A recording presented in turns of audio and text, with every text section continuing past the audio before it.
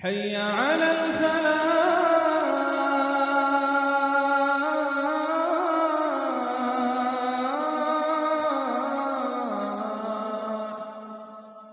الحمد لله رب العالمين والعاقبة للمتقين والصلاة والسلام على أشرف الأنبياء والمرسلين نبينا وإمامنا وقدوتنا محمد وعلى آله وأصحابه أجمعين أما بعد.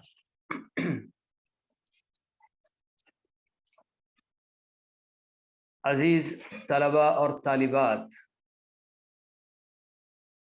جیسا کہ ہم سب جانتے ہیں کہ آج کی ہماری یہ کلاس اصول فقہ سے متعلق ہوگی، اور کچھ ابتدائی باتیں ہم نے اصول فقہ کے تعلق سے معلوم کی تھی، جس میں سب سے پہلے اصول فقہ کا تعارف بھی ہم نے حاصل کیا۔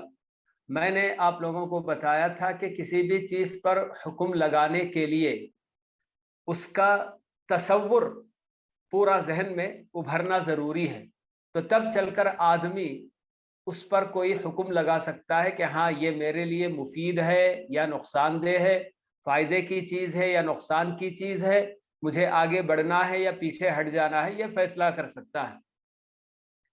بہرحال بہت ساری باتیں اس وقت ہم لوگوں نے اصول فقہ کی تعریف وغیرہ کے اندر بھی بہت ساری باتیں ہم نے معلوم کی تھی۔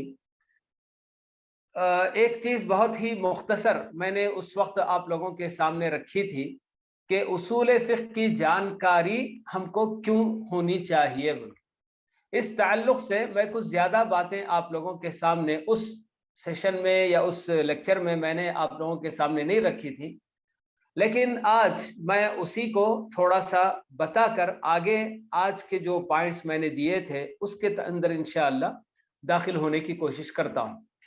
میں سب سے پہلے آپ تمام طلباء اور طالبات سے معذرت خواہ ہوں کہ اس وقت میں کوئی چیز آپ لوگوں کے لیے وہ شیئر کرنے کے لیے میں نے تیار نہیں کی، کیونکہ میرے اپنے پاس یہاں کالج میں اینول ایگزامز شروع ہوئے ہیں، جس میں میں چونکہ کنٹرولر آف ایگزامینیشن ہوں تو اس لیے ذرا کچھ زیادہ ہی مصروف رہا کرا ان دنوں میں۔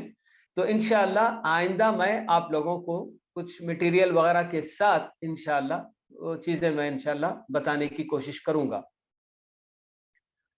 تو آج میں نے آپ سے ابھی کہا کہ اصول فقہ کی جانکاری کیوں ضروری ہے، یا پھر دوسرے معنوں میں اصول فقہ یعنی کہ فقہ، جیسا کہ ہم نے اس سے پہلے معلوم کیا کہ اللہ تعالیٰ کے احکام معلوم کرنا، شریعت کے احکام جن کا تعلق عمل سے ہے تو ان کو فقہ کہا جاتا ہے، اور یہ کیسے احکام حاصل کیے جائیں گے ان کو کہ معلوم کرنے کے جو طور طریقے ہیں، جو ضابطے ہیں، جو رولز اور ریگولیشنز ہیں، تو انہی کو اصول فقہ کہا جاتا ہے۔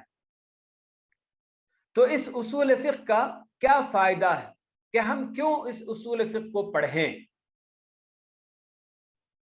اگر اصلی فائدہ دیکھا جائے اصول فقہ کا تو سب سے اہم یہی کہ احکام شرعیہ یعنی شریعت کے جو حکم ہم کو دیے جاتے ہیں ہمارے اپنے ہی کاموں پر، ہم جو کام کرتے ہیں کہ یہ کام کرنا ہے کہ نہیں کرنا ہے، یا یہ کام کرنا ضروری ہے، یا پھر یہ ریکمنڈڈ ہے، یا پھر یہ جو نا کچھ ہیٹڈ ہے، اس طرح کی جو نا باتیں اگر ہم کو معلوم کرنی ہیں تو اس کے لیے ہمیں لوٹنا پڑتا ہے جو شریعت کے یعنی کہ جو مصدر جن کو کہا جاتا ہے، جہاں سے احکام لیے جاتے ہیں ان کی طرف ہم کو لوٹنا پڑتا ہے۔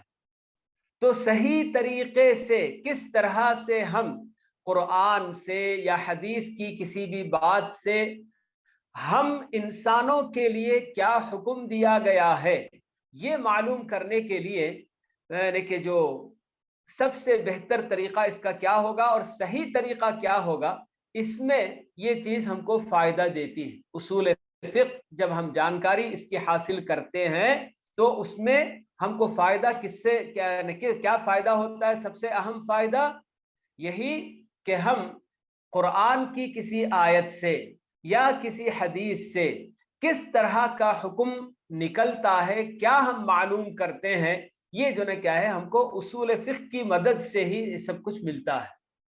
میں مثال کے طور پر آپ کو میں بتاتا ہوں کہ قرآن مجید میں آپ لوگ پڑھتے ہیں اقیم الصلاۃ، اللہ تعالیٰ نے کئی مقامات پر اس کا ذکر کیا ہے، نماز قائم کرو۔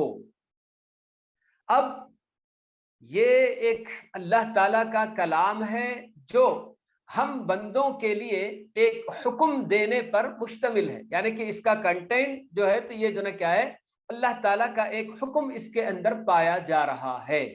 یا پھر دوسرے اور معنوں میں یا ایھا الذین آمنوا اطیعوا اللہ واطیعوا الرسول، اللہ تعالیٰ جو نا ہم کو بتا رہے ہیں۔ اب یہ جو چیز ہے ورب، اس کے اندر ایک آرڈر دیا گیا ہم، اور آرڈر جی ایسا آرڈر کہ جس کو جو ہے کیا ہے آبلیگیٹری جس کو کہا جا سکتا ہے، فرض اور واجب جس کو کہا جاتا ہے، ایسا حکم ایسا آرڈر اللہ تعالیٰ ہم کو دے رہے ہیں۔ اب یہ واقعی ہمارے لیے فرض ہے، یہ کیسے ہم معلوم کریں گے؟ تو اس کے لیے ضرورت پیش آتی ہے اصول فقہ کی۔ اصول فقہ ہمارے سامنے یہی جو ہے کیا ہے رولز لے کر آتا ہے۔ جیسے اب یہی آیت اطیعوا اللہ و اطیعوا الرسول یا اقیموا الصلاۃ آتوا الزکاۃ، یہ سب اللہ تعالیٰ کے احکام ہیں، مگر نماز پڑھنا بھی ضروری ہے، زکوٰۃ دینا بھی ضروری ہے، اور اللہ اور اس کے رسول کی اطاعت کرنا بھی ضروری ہے۔ یہ کیسے ہم کو معلوم ہوتا ہے؟ تو اس کے لیے ہم دیکھتے ہیں کہ اصول فقہ کے اندر ہم کو یہ ضابطہ بتایا گیا ہے کہ یہ امر یعنی کہ آرڈر دینے پر مشتمل ہے، اور آرڈر کا جو بھی ورب ہوتا ہے اس کا معنی ہی آبلیگیشن کا ہی ہوتا ہے، آبلیگیٹری ہی ہوتی ہے اس کی چیز، یعنی کہ فرض وہ چیز ہوتی ہے، الا یہ کہ وہاں کوئی ایویڈنس، کوئی کلو ایسا ملے جو ہم کو یہ بتاتا ہے کہ یہاں یہ آبلیگیشن نہیں ہے، یہ آبلیگیٹری نہیں ہے، تو تب ہم اس کو جو ہے کیا کرتے ہیں، اس کا جو اصل معنی یعنی کہ فرض یا واجب ہوتا ہے تو اس سے ہٹ کر ہم جو ہے دوسرا اس کا معنی لے لیتے ہیں۔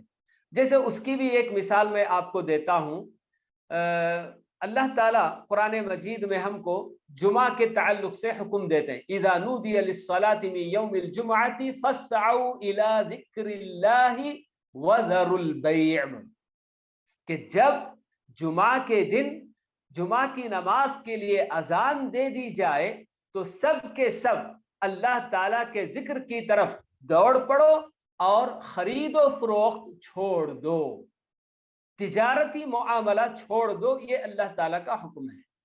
پھر بعد میں اللہ تعالیٰ حکم کیا دیتے ہیں، فَإِذَا قُضِيَتِ الصَّلَاةُ فَانْتَشِرُوا فِي الْأَرْضِ وَابْتَغُوا مِنْ فَضْلِ اللَّهِ، لیکن جب نماز ختم ہو جائے تو تم اللہ تعالیٰ کی زمین میں پھیل جاؤ اور اللہ تعالیٰ کا فضل تلاش کرو۔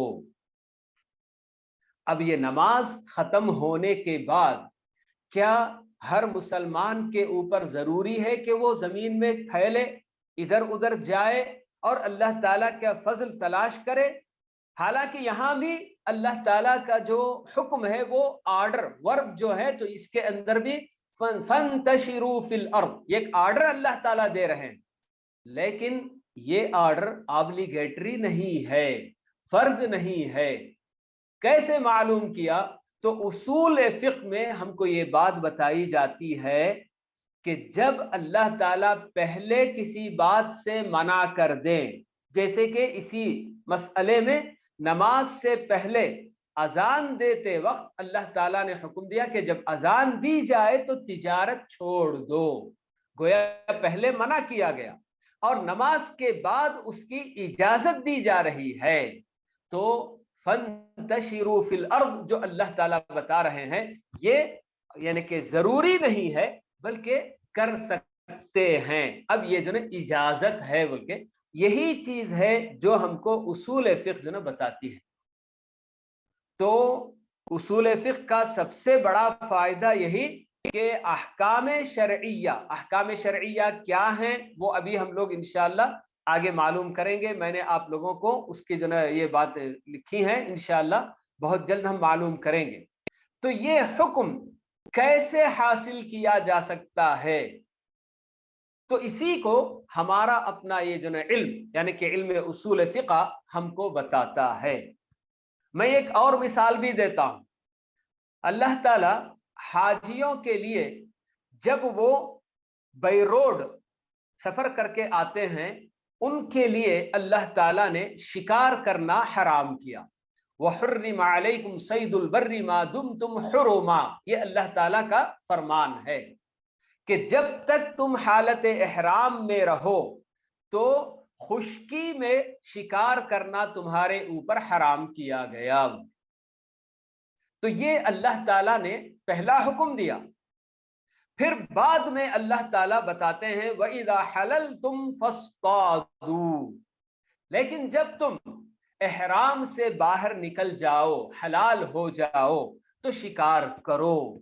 شکار کرو تو کیا ضروری ہے ہر حاجی کو احرام کھول دینے کے بعد، احرام سے فارغ ہونے کے بعد شکار کے لیے نکلنا ضروری ہے؟ بالکل بھی نہیں، اگرچہ کہ یہ ورب جو استعمال ہوا ہے آرڈر دے رہا ہے، اس کے اندر اللہ تعالیٰ آرڈر دے رہے ہیں، مگر اس کے باوجود اسے آبلیگیٹری نہیں کہا جائے گا۔ تو یہی اصول فقہ یہ جو نا فن ہم کو جو نا بتاتا ہے کہ کہاں کیا معنی لیا جائے گا، اللہ تعالیٰ کی بات سے یا اللہ کے رسول کی بات سے کیا بات سمجھی جائے گی۔ تو سب سے بڑا فائدہ اصول فقہ کا یہی ہوتا ہے کہ احکام شریعت کو ہم قرآن، حدیث یا پھر اور جو دوسری چیزیں ہیں ان سے کیسے معلوم کر سکتے ہیں۔ میں ایک اور چیز آپ کو بتاتا ہوں کہ اصول فقہ جب تک ہم نہیں معلوم کریں گے تب تک یہ جو نا کیا ہے بہت سارے احکام ہم کو معلوم کرنا مشکل ہو جاتا ہے۔ اس کے لیے ایک مثال میں آپ کو یہ بھی دیتا ہوں کہ اللہ تعالیٰ نے شراب حرام کیا۔ شراب حرام کیوں کی گئی؟ ایک سوال ہو سکتا ہے کہ ذہن میں ابھرے، شراب کیوں حرام کی گئی؟ کیا شراب کا رنگ لال ہوتا ہے، سرخ ہوتا ہے اس لیے حرام کی گئی، یا پھر وہ لکوڈ ہے اس لیے حرام کی گئی، یا پھر اس لیے وہ حرام کی گئی کہ اس کے اندر نشہ پایا جاتا ہے؟ مختلف باتیں ہو سکتی ہیں۔ اللہ تعالیٰ نے یہ تو نہیں بتایا کہ کیوں شراب جو نا حرام کی جا رہی ہے، لیکن ہم جب غور کرتے ہیں ہر حکم کے پیچھے کوئی نہ کوئی سبب ضرور ہوتا ہے، تو ویسے ہی شراب حرام جب کی جاتی ہے تو اس کے پیچھے سبب یہ ہے کہ اس کے اندر نشہ پایا جا رہا ہے۔ تو اب جب یہ چیز ہم معلوم کر لیے کہ اللہ تعالیٰ نے ایسی چیز کو حرام کیا ہے جس کے اندر نشہ پایا جاتا ہے، لیکن دنیا میں کتنی ایسی چیزیں بھی ہیں کہ جن کے اندر نشہ پایا جاتا ہے مگر قرآن میں یا حدیث میں ان کو حرام نہیں قرار دیا گیا۔ تو کیا قرآن میں جسے حرام کہا گیا بس وہی حرام ہے، اور باقی کے جتنے اور نشہ پیدا کرنے والے ڈرگس ہیں یا کوئی اور چیز ہے، افیم یہ وہ سب، تو یہ افیم وغیرہ، تو کیا یہ سب حرام نہیں ہے؟ ایک سوال پیدا ہوتا ہے۔ تو جب ہم شریعت کے اس حکم کو دیکھتے ہیں کہ کیوں اللہ تعالیٰ نے اسے حرام کیا اور اس کا ریزن ہم معلوم کر لیے، تو اب وہی ریزن جہاں جہاں بھی پائی جائے گی اس کا حکم بھی ایک ہی ہوگا، وہ بدلے گا نہیں۔ اسی کے ذریعے اہل علم جی نئی نئی چیزیں جن کے اندر نشہ پایا جاتا ہے تو کہتے ہیں کہ ہاں صاحب ہر وہ چیز جس میں نشہ پایا جائے گا اس کا حکم حرام ہوگا۔ کیوں؟ اس لیے کہ اللہ تعالیٰ نے شراب کو جب حرام کیا تو اسی وجہ سے حرام کیا کہ اس کے اندر نشہ پایا جا رہا ہے۔ تو یہ بھی شریعت کے کسی حکم تک پہنچنے کا ایک طریقہ ہوتا ہے، ٹھیک ہے؟ تو ایسے میں جی یہی بات کیوں ہم کو جو معلوم کرنے کی ضرورت پیش آتی ہے، کیونکہ شریعت کے اندر اللہ تعالیٰ نے قرآن مجید کی آیتوں میں یا پھر اللہ کے رسول صلی اللہ علیہ وسلم کی جتنی حدیثیں ہیں ان کے اندر جو احکام اللہ تعالیٰ نے دیے ہیں بعض چیزوں کے بالکل صراحت کے ساتھ، یہ حرام ہے اور یہ فرض ہے، اس طرح سے اللہ تعالیٰ نے بتا دیا. لیکن جیسے کہ ابھی ہم تھوڑی دیر پہلے معلوم کیے کہ فقہ نام ہے ہم انسانوں سے ہونے والے ہر قول اور عمل کے بارے میں حکم معلوم کرنے کا. تو یہ ہم سے کیا کیا کام ہوتے ہیں، جیسے ابھی ہمارے اپنے پاس دنیا میں کتنی نئی نئی چیزیں وجود میں آ رہی ہیں، یہ سب انسان کر رہے ہیں. جی ابھی بٹ کوائن کا مسئلہ آ رہا ہے، یا پھر جو نا اور بھی جو نا بہت ساری چیزیں، ٹیسٹ ٹیوب بیبی کے جو نا ایک چیز جو نا دنیا والوں نے وجود میں لائی، اور بھی پتہ نہیں کیا کیا مسائل جو نا نئے نئے جو نا دنیا کے اندر پیدا ہوتے رہتے ہیں. تو کیا دنیا میں ایسے جو مسائل پیدا ہو رہے ہیں اللہ تعالیٰ کا اس میں کوئی حکم نہیں ہوگا؟ ہرگز نہیں. ہمیشہ جو بھی نیا حادثہ پیش آتا ہے، جو بھی نئی چیز وجود میں آتی ہے دنیا میں، ضرور اس کا بھی ایک شریعت کا حکم ہوتا ہی ہے. کیسے معلوم کریں گے؟ تو اس کے لیے ہی ہم کو ضرورت پڑتی ہے اصول فقہ کی. تو یہ سب سے بڑا بینیفٹ، سب سے بڑا فائدہ اصول فقہ کا، احکام شریعت کو کیسے معلوم کیا جائے گا، اور اس احکام شریعت کو معلوم کرنے کے ضابطے کیا ہوں گے. اگر ضابطہ نہ ہو تو ہر آدمی اپنے اپنے طور پر مجھے یہ معلوم، مجھے یہ پسند ہے، مجھے یہ چیز پسند ہے، ہر کوئی اپنے طور پر بہت ساری باتیں جو نا پیش کرنے لگے گا، اور اللہ تعالیٰ جو چاہتے ہیں پھر وہ چیز نہیں ہو پائے گی. تو اس لیے اللہ تعالیٰ نے جی قرآن اور حدیث ہی کے اندر یہ سب قواعد وغیرہ بھی بہت سارے وضع کر دیے ہیں، رکھ دیے ہیں. اب ان کو جاننے والے جانتے ہیں. جیسے میں نے اپنے پچھلے لیکچر میں بھی یہ بات بتائی تھی کہ صحابہ، تابعین وغیرہ یہ ایسے لوگ تھے کہ ان کے لیے رولز اور ریگولیشن الگ سے بتانے کی کوئی ضرورت نہیں رہی تھی، کیونکہ وہ لوگ فطری طور پر ساری چیزیں جانتے تھے. انہیں معلوم تھا کہ جب ایک ورب جی آرڈر دیتے ہوئے آتا ہے تو اس کا کیا معنی ہوتا ہے، اور کہاں کیا چیز جو مراد لی جاتی ہے، سب ان کو معلوم تھا. اور ویسے ہی جو کیا ہے، ہر زبان میں ایک ورڈ ایسا بھی ہوتا ہے جو کامن ہوتا ہے. جی جیسے یہ جو کہا جاتا ہے کہ لفظ کل، کل ہر آدمی، کل مسلمین ہر مسلمان جب بولتے ہیں ہماری اپنی زبان میں، اس کے لیے ہر مسلمان جنتی ہوگا بشرطے کہ اس کا خاتمہ اسلام پر ہو، ایمان پر ہو. تو ہر مسلمان جب ہم کہتے ہیں تو اس میں امیر، غریب، بوڑھا، جوان، مرد، عورت سب داخل ہوتے ہیں. تو یہ چیز جانتے ہیں سبھی کہ ہر زبان کے اندر ضرور ایسے کچھ الفاظ ہوتے ہیں جو یہ کامن معنی دیتے ہیں اور اس کے اندر سب داخل ہو جاتے ہیں. تو یہ بھی چیز ان لوگوں کو اچھی طرح سے معلوم تھی کہ کب کیا معنی لینا چاہیے. جیسے ایک مثال میں آپ کو دیتا ہوں کہ اللہ کے نبی صلی اللہ علیہ وسلم کا فرمان، من قتل دون مالہ فہو شہید. اللہ کے نبی صلی اللہ علیہ وسلم بتا رہے ہیں کہ جو آدمی اپنے مال کا دفاع کرتے ہوئے مارا جائے گا شہید ہے وہ. ایک مرتبہ عبداللہ بن عمرو بن العاص رضی اللہ تعالی عنہ، ان کا کسی صاحب کے ساتھ اختلاف ہو رہا تھا، یعنی کہ ان کی زمین، عبداللہ بن عمرو بن العاص کی زمین پر کوئی اور صاحب قبضہ کر رہے تھے.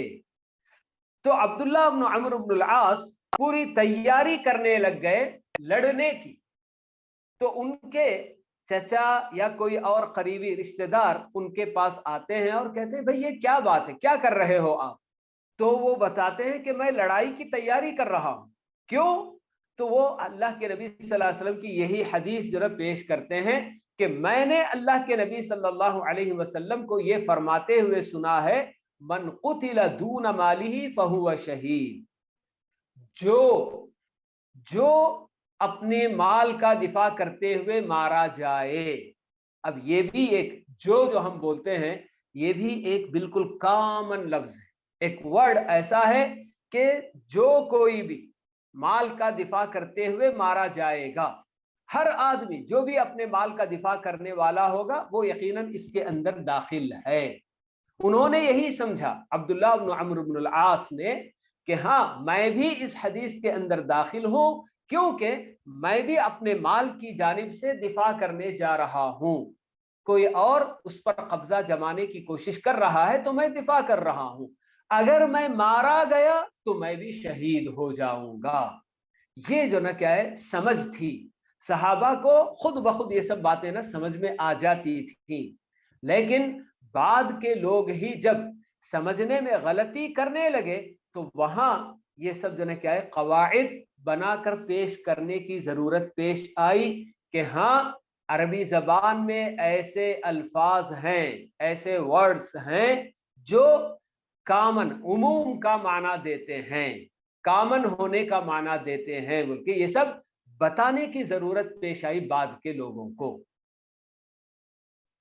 तो अब एक सवाल ये जो ना पैदा हो सकता है कि जब उसूल फिक़ा के जरिए शरई अहकाम मालूम सही तरीके से मालूम करने में इससे मदद होती है, तो इसका मतलब ये होगा कि एक मुजतहिद यानी जो बड़ा आलिम जिसके अंदर बहुत सारी जो ना क्या है इल्म बहुत सारा जिसमें जो ना दाखिल है, वो हकीकत में मुजतहिद वगैरह क्या होता है ये जो ना हम लोग आखिर में इंशाअल्लाह जरा मालूम करेंगे।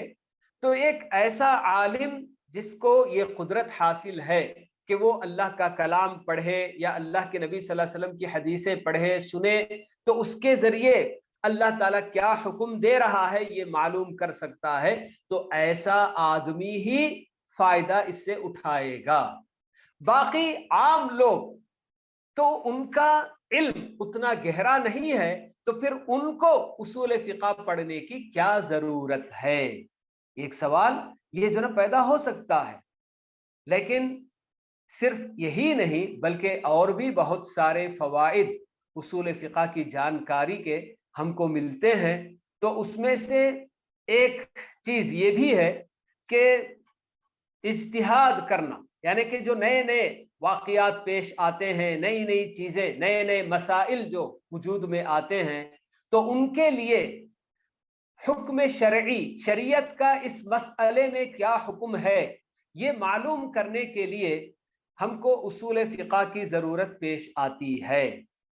क्यों? अभी जैसा कि मैंने आपको एक मिसाल दी, शराब की हराम होने की वजह उसका रीजन उसके अंदर पाया जाने वाला नशा है, और अल्लाह के नबी सल्लल्लाहु अलैहि वसल्लम के ज़माने में ये ड्रग्स वगैरह, ब्राउन शुगर या और इस तरह अफीम, गांजा वगैरह इस तरह की कोई चीज़ नहीं पाई जा रही थी। उन लोगों के पास नशा पैदा करने के लिए बस यही शराब हुआ करती थी। लेकिन बाद के उलमा जब ये नई नई चीज़ें वजूद में आई, नए मसाइल वजूद में आए, तो उन्होंने यही देखा कि हाँ साहब इन दोनों के अंदर एक चीज जो कॉमन है वो नशा पैदा करना। शराब भी नशा पैदा करती है इसलिए हराम हो गई, तो इसी तरह से ये भी चीज नशा पैदा करती हैं, ये सब चीजें ड्रग्स हो जी या फिर जो भाई ब्राउन शुगर हो, अफीम हो, गांजा हो, इन सब के जरिए भी नशा पैदा होता है, तो इसलिए ये भी हराम है। तो ये इस तरह के नए नए जितने भी मसाइल आते हैं, तो उसूल फिक़ा की मदद से हम ये जो ना तलाश करने की कोशिश करते हैं कि इस जैसा कोई और मसला शरीयत के अंदर बयान किया गया है क्या, जहां दोनों के रीजन एक हो, तो हम रीजन की बुनियाद पर कि उस रीजन की वजह से इसे हराम किया गया या फर्ज किया गया, तो यही रीजन यहां भी है तो इसका भी वही हुक्म होना चाहिए, ये मालूम करने की कोशिश करते हैं। तो ये सब जो ने क्या है इज्तिहाद कहलाता है। तो इज्तिहाद यानी कि हुक्म शरई मालूम करने के लिए कोशिश करना, हद्दल इम्कान अपनी जो ने क्या है मेहनत, अपनी ताकत उसके अंदर लगाना। तो ये चीज जी उसूल फिक़ा की वजह से बहुत आसान जो न हो जाती है। और एक बहुत अहम फायदा इसका ये भी होता है کہ اصول فقہ کی جانکاری کی وجہ سے فقہائے کرام نے جو احکام ہم کو بتا کر چلے گئے ہیں، کیونکہ وہ فقہا اپنی اپنی جگہ پر فقیہ ہونے کے ساتھ اصول فقہ کے اصول اور ضوابط سے بھی اچھی طرح سے واقف ہوتے تھے، اور تبھی ان لوگوں نے قرآن و حدیث کے اندر غور و فکر کر کے تدبر کر کے احکام جو نا بالکل معلوم کیے، اور وہ احکام سب کتابوں میں لکھ کر چلے گئے۔ تو اصول فقہ جب آدمی جان لیتا ہے تو اب ان رولز اور ریگولیشنز کو لے جا کر جب وہاں وہ اپلائی کرتا ہے، جو فقہا نے مسائل بتائے ہیں کہ فلاں اس کا حکم یہ ہے، اس کا حکم حرام ہے، اس کا حکم فرض ہے، اس کا حکم مندوب اور مکروہ ہے، یا اس طرح کے جو بھی حکم بتائے ہوتے ہیں، تو یہ رولز اور ریگولیشنز کو لے جا کر وہاں جب اپلائی کرتا ہے تو اس کو ایک اطمینان ہوتا ہے کہ ہاں ہمارے اپنے علماء، ہمارے وہ فقہا جنہوں نے اپنی زندگیاں اس کام میں صرف کر دی، لگا دی، انہوں نے بیکار میں ایسے ہی نہیں کیا ہے، بلکہ یہ رولز اور ریگولیشنز کو رکھ کر، سامنے رکھ کر ہی انہوں نے یہ سب احکام استنباط کیے ہیں، انفر کیے ہیں، اور ہم کو بتا رہے ہیں۔ یہ اس کو جو ہے اطمینان ہوتا ہے۔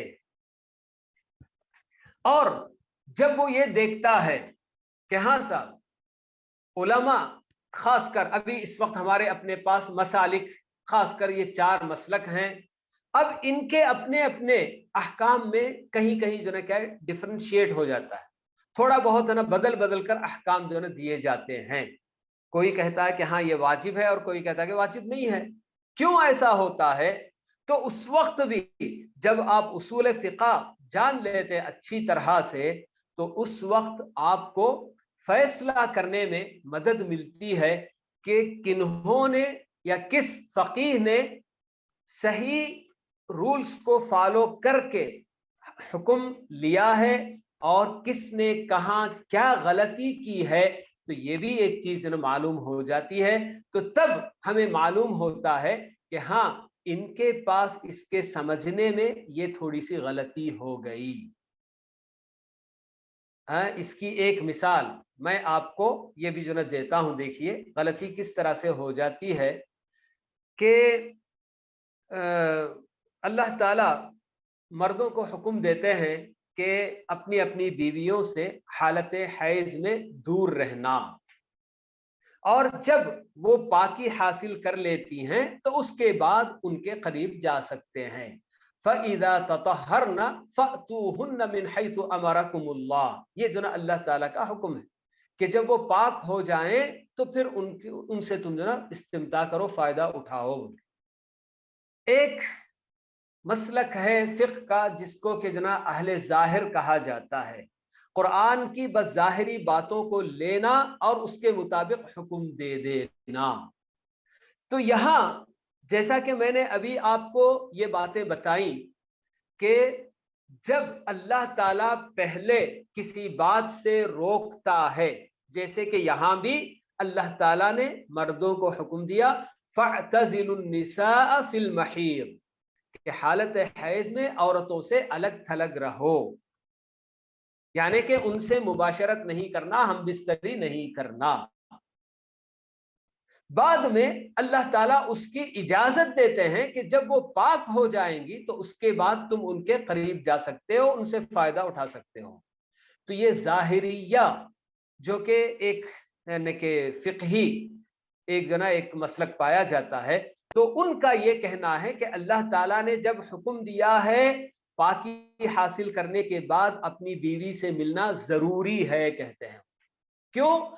اس لیے کہ انہوں نے غلط یہاں پر استنباط کیا، کہا کہ نہیں یہ جو نا یعنی کہ ورب جو آیا ہے فَأْتُوهُنَّ، یعنی اللہ تعالیٰ حکم دے رہے، آرڈر دے رہے ہیں، اور آرڈر کا مطلب آبلیگیٹری ہوتا ہے، اس لیے ضروری ہے ان کا کہنا ہے۔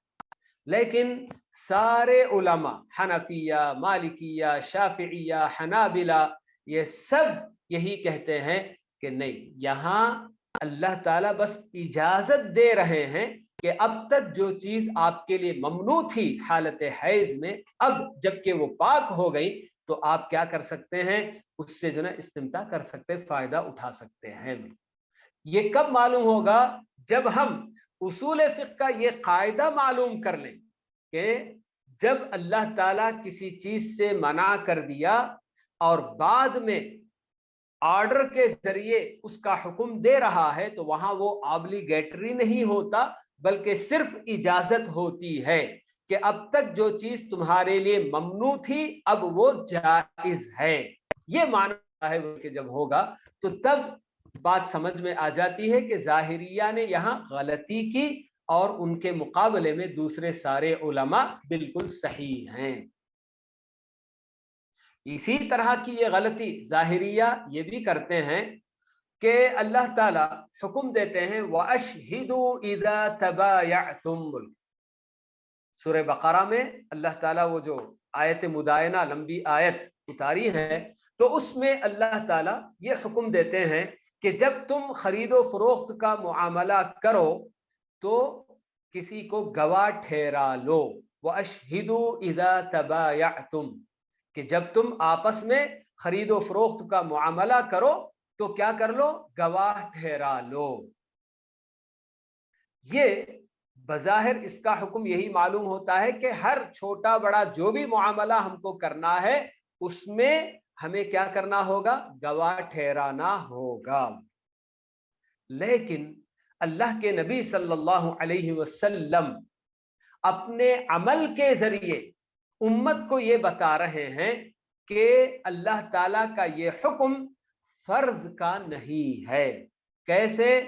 خود اللہ کے نبی صلی اللہ علیہ وسلم ایک مرتبہ ایک بدو سے گھوڑا خریدتے ہیں، ایک اعرابی بدو دیہات سے آئے ہوئے ایک آدمی سے گھوڑا خریدتے ہیں اور سودا پورا ہو گیا۔ آپ کے پاس اس وقت بازار میں پیسے نہیں تھے، ساتھ میں آپ نے اس بندے سے کہا کہ میرے پیچھے پیچھے آؤ، میں تمہیں گھر میں سے پیسے دے دوں گا۔ اب وہ بندہ جا رہا ہے لیکن لوگوں کو نہیں معلوم کہ اللہ کے نبی صلی اللہ علیہ وسلم نے اس گھوڑے کا سودا کر لیا ہے، لیکن لوگ گھوڑا عمدہ گھوڑا دیکھ کر سودا کرتے ہیں، اس بندے سے پوچھتے ہیں کہ ہاں بھائی بیچتے ہو کیا کرتے ہو۔ بہرحال کوئی جب معلوم ہو گیا لوگوں کو کہ نہیں اللہ کے نبی صلی اللہ علیہ وسلم نے سودا اس کا کر لیا ہے، جن کو معلوم ہوا تو وہ پیچھے ہٹ گئے۔ لیکن اس بدو کو جب یہ پتا چلا کہ ارے بھائی بہت سارے لوگ میرے اس گھوڑے کی رغبت رکھتے ہیں، خریدنا چاہتے ہیں، تو اللہ کے نبی صلی اللہ علیہ وسلم ذرا آگے آگے جا رہے تھے اور یہ پیچھے پیچھے گھوڑا لے کر چل رہا تھا، تو دور سے ہی آواز دے کر کہتا ہے کہ محمد، کیونکہ یہ عربی تھے، بدو تھے، ان لوگوں کو کوئی تہذیب وغیرہ نہیں معلوم تھی، تو آپ کا نام لے کر پکار کر کہتا ہے کہ محمد یہ گھوڑا مجھ سے خریدنا ہو تو خریدو ورنہ میں کسی اور کو بیچ دیتا ہوں، کیونکہ اس کو زیادہ پیسے مل رہے تھے۔ تو اللہ کے نبی صلی اللہ علیہ وسلم نے بتایا اللہ کے بندے میں نے تو تجھ سے سودا کر لیا ہے، میں نے گھوڑا خرید لیا ہے۔ تو بدو کہتا ہے کہ نہیں آپ نے نہیں خریدا۔ اللہ کے نبی کہتے ہیں کہ بھائی میں نے خریدا ہے۔ تو وہ کہتا ہے کہ اچھا گواہ پیش کرو۔ لیکن وہ معاملہ جب آپ نے کیا تھا وہاں آپ نے کسی کو گواہ نہیں ٹھہرایا تھا، لیکن پھر بھی ایک صحابی رسول جن کا نام خزیمہ بن ثابت رضی اللہ تعالی عنہ ہے، وہ آگے بڑھتے ہیں اور کہتے ہیں اللہ کے نبی میں آپ کے لیے گواہی دیتا ہوں کہ آپ نے یہ گھوڑا خریدا۔ اللہ کے نبی صلی اللہ علیہ وسلم ان سے کہتے ہیں، فرماتے ہیں کہ اے خزیمہ آپ تو وہاں موجود نہیں تھے، تو پھر آپ کیسے اس معاملے میں گواہ بن سکتے ہو؟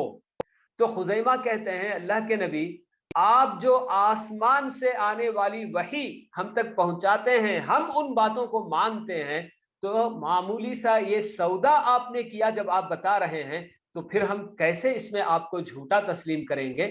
جی آپ بالکل سچ کہہ رہے ہیں، میں آپ کے لیے گواہی دیتا ہوں۔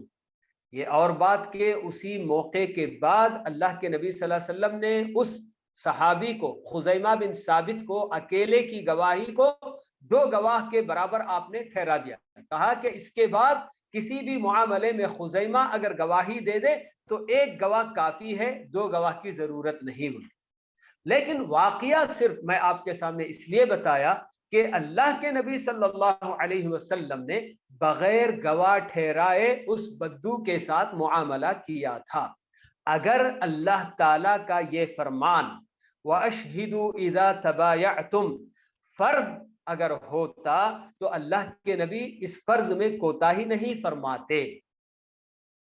तो आप अपने अमल के जरिए उम्मत को ये बता दिया आपने कि हाँ इसमें फर्ज नहीं है ये। तो इस तरह से समझने में गलतियां हो जाती हैं कि जिसकी वजह से लोग अहकाम जो ना बदल लेते हैं। जो तो अब इसमें ज़ाहिरिया के नज़दीक खरीदो फरोख्त छोटा बड़ा कुछ भी आदमी खरीदे तो गवाह होना ज़रूरी है कहते हैं, जबकि जुमहूर अहले इल्म सारे दीगर उलमा कहते हैं कि नहीं इसकी कोई ज़रूरत नहीं, क्योंकि हमारे अपने पास यहाँ एक इंडिकेशन पाया जा रहा है, एक करीना पाया जा रहा है। वो क्या करीना है? फ़ेले रसूल, अल्लाह के नबी सल्लल्लाहु अलैहि वसल्लम का ये अमल कि आप बगैर गवाह ठहराए मुआमला किए हैं, तो इसका मतलब ये हुआ कि अल्लाह ताला का ये हुक्म ऑब्लिगेटरी नहीं है।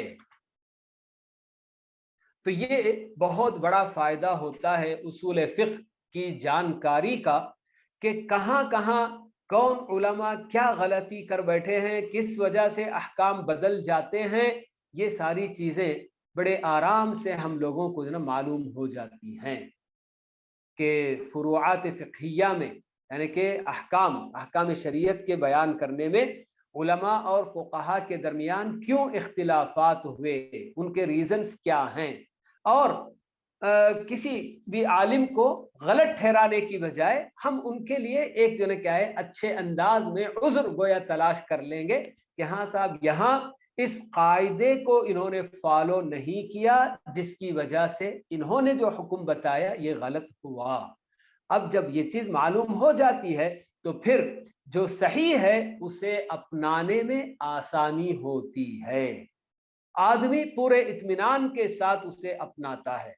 गलती उस वक्त होती है जब हमें मालूम होने के बावजूद भी नहीं इतनी बड़ी शख्सियत गलती कर सकती है क्या, ऐसा सवाल करके जो बताया गया, जो चीज़ हमको बता दी गई बस हम उसको मान लेंगे, हम अपने तौर से कोई सवाल नहीं करेंगे। ये सब जब करते हैं तो फिर गलतियां होती हैं और ऐसी ही जो ना बातें जो ना गलत बातों पर अमल भी होता चला जाता है। तो जब यानी कि उसूल फ़िक़्ह की मारिफत हासिल होती है तो उसमें यही बात बताई जाती है कि भाई आपको जहाँ भी सही दलील और उस दलील से सही तरीके से हुक्म मालूम करके बताया गया हो तो उसको आपको फॉलो करना है। जब ये बात मालूम हो जाती है तो अंधी तकलीद जिसको कहा जाता है, ब्लाइंडली फॉलोइंग, कि बिल्कुल जो ना क्या है अंधा बनकर कुछ, भाई उन्होंने ये क्यों कहा वो मुझे नहीं मालूम, बस उन्होंने बताया इसलिए मैं इसको मान रहा हूं, इस तरह से जो कहते हैं तो इन सब से आदमी बचने की कोशिश करता है। तो बहरहाल बहुत सारे इसके जो ना अहम फ़वाइद हैं, तो मैंने कुछ बातें ज़रा तफसील से आप लोगों के सामने रख दी। अब हमको ये मालूम करने की ज़रूरत है कि ये जो फ़िक़्ह के उसूल, फ़िक़्ह के रूल्स हैं, जो फंडामेंटल्स ऑफ इस्लामिक लॉ हम जो कहते हैं, तो ये फंडामेंटल्स क्या लोगों के बनाए हुए हैं? यहाँ एक बात मैं आपको ये भी बता देना ज़रूरी समझता हूँ कि किसी भी मुल्क का कानून बनाया जाता है या फिर किसी भी तंजीम, ऑर्गेनाइजेशन, कोई एकेडमी, कोई भी जब उनके अपने कुछ प्रिंसिपल्स बनाते हैं, कुछ उनके अपने रूल्स बनाते हैं, तो ये सब खुद अपने से बना लेते हैं कि भाई हमारी अपनी ये पॉलिसी है, इसलिए हम ये प्रिंसिपल रख रहे हैं, इसलिए हम अपने लिए ये रूल हम जो ना फॉलो कर रहे हैं। ये लोगों का अपना बनाया हुआ होता है।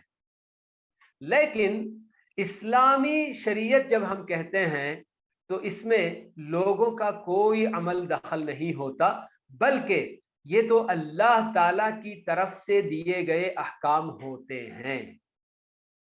تو اب یہاں حکم اور جو قانون بنایا گیا ہے یہ بندوں کا بنایا ہوا نہیں ہے، بلکہ یہ جو نا بنانے والا رب العالمین ہے۔ ہمارا اپنا کام جو ہوتا ہے وہ اس رول کو سمجھنے کا ہوتا ہے۔ تو ایسے میں ہی ہم کو جو نا کیا ہے، یہ اصول فقہ کے قوانین، یعنی کہ یہ جو ضوابط اور رولز جو بنائے جاتے ہیں، تو یہ کہاں سے اور کیسے بنائے جائیں گے یہ ہم کو معلوم کرنے کی ضرورت پیش آتی ہے۔ تو اس کے اندر سب سے پہلی چیز جو داخل ہوتی ہے وہ قرآنی آیات اور احادیث رسول صلی اللہ علیہ وسلم کا مکمل جائزہ، یعنی کہ ایک ایک چیز ہم دیکھتے ہیں کہ بھئی اللہ تعالیٰ نے کہاں کیا جو نا ورڈ استعمال کیا اور اس ورڈ کا کیا جو نا حکم لیا جاتا ہے۔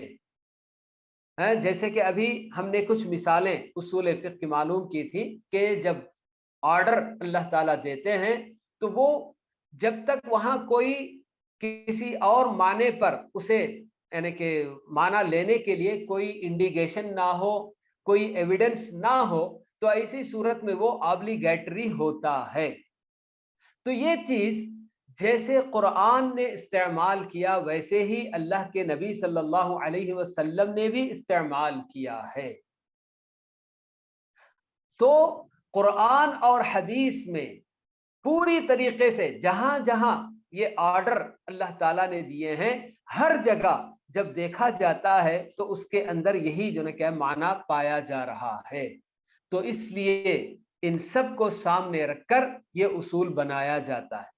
یہ ایک طرف سے قرآن اور حدیث کی باتیں ہم دیکھتے ہیں، تو اسی طرح سے صحابہ اور تابعین نے بھی، کیونکہ یہ وہ لوگ ہیں جب اللہ کے نبی صلی اللہ علیہ وسلم کا زمانہ پایا صحابہ نے، اور قرآن کس کس وقت کیسے کیسے احکام لے کر اترتا تھا یہ بھی انہوں نے اپنی آنکھوں سے دیکھا ہوا ہے جی۔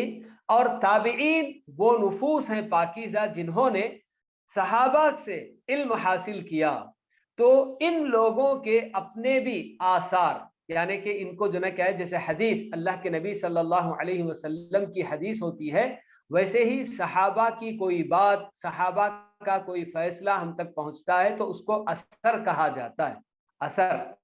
تو آثار صحابہ اور تابعین ان میں بھی ہماری اپنی نظر ہوتی ہے۔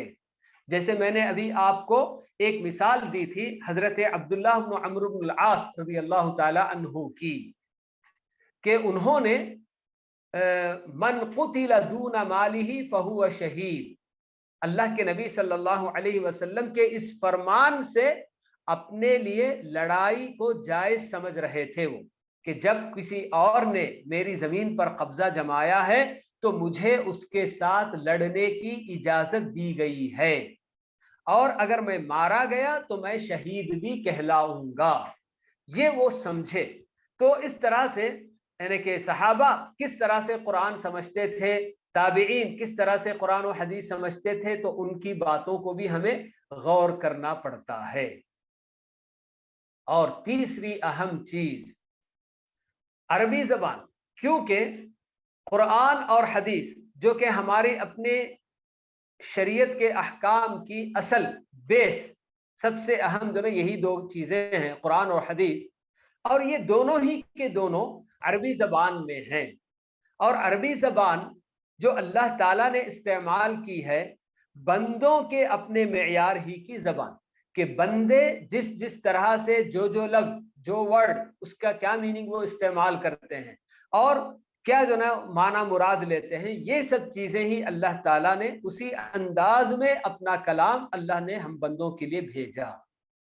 تو اب عربی زبان کے جو قواعد ہیں، قاعدہ قانون جی، یعنی کہ لغہ عربیہ، اس کے اپنے جو نا کیا جس کو کہ نحو اور صرف کہا جاتا ہے، یا پھر اسی طرح سے بلاغت نام کی بھی ایک چیز ہوتی ہے کہ عربی زبان میں کون سا لفظ بولا جاتا ہے تو کیا معنی مراد لیا جاتا ہے، اشارے کنائے میں باتیں ہوتی ہیں۔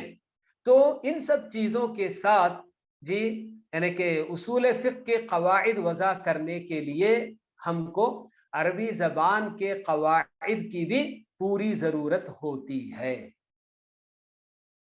ان سب سے جی یعنی کہ علم ان کا پورا احاطہ کرنے کے بعد، پوری طریقے سے عربی زبان کے قواعد وغیرہ جان لینے کے بعد ہم کو اصول فقہ کس طرح سے بنائے جاتے ہیں، اس کے ضابطے کیسے بنائے جاتے ہیں، یہ سب معلوم ہو. تو گویا یہ اصول فقہ کے مآخذ جو میں نے آپ کے لیے کہا، مآخذ یعنی کہ جہاں سے یہ لیے جاتے ہیں، جی ہاں، where from the rules taken, کہ کہاں سے یہ کیا لیے جاتے ہیں. تو ان کے لیے یہ بات میں نے آپ کو بتائی کہ ایک تو قرآن و حدیث کے اندر غور و فکر کر کے اس کا مکمل جائزہ لے کر، اور صحابہ اور تابعین وغیرہ کے آثار کو بھی پڑھ کر، اور اسی طرح سے عربی زبان کے قواعد وغیرہ سے جانکاری حاصل کر کے، پھر اس کے بعد علماء نے جو جو استنباطات کیے ہیں، احکام بتائے ہیں، ان سب کا احاطہ کرتے ہیں. تو تب چل کر یہ اصول فقہ قاعدہ وغیرہ بنتا ہے، ضابطے اس کے بنتے ہیں. اس کی جہاں تک مثالیں، اصول کی چند مثالیں بول کے میں نے آپ کے لیے دوسرا نقطہ دیا تھا، تو کئی مثالیں میں نے آپ کے سامنے رکھی ہیں کہ جیسے ورب، اللہ تعالیٰ جب آرڈر کے لیے بول کے ایک صیغہ استعمال کرتے ہیں تو اس کے اندر کیسے وہ آبلیگیٹری کا معنی دیتا ہے یا نہیں دیتا ہے، یہ سب ہم نے معلوم کیا. اور اسی طرح سے کامن ورڈ بول کے من قتل دون مالہ فہو شہید، یعنی کہ جو جب بولتے ہیں ہم تو یہ کیا ہے، ہر آدمی جو اس صفت یعنی وہ کام جس کے اندر بھی ہوگا وہ سب اس سے مراد ہوتے ہیں. کوئی ایک یا دو آدمی یا 10 آدمی خاص مراد نہیں ہوتے ہیں، سب کے سب جو بھی اپنے مال کا دفاع کرتے ہوئے مارا جائے گا وہ شہید ہوگا.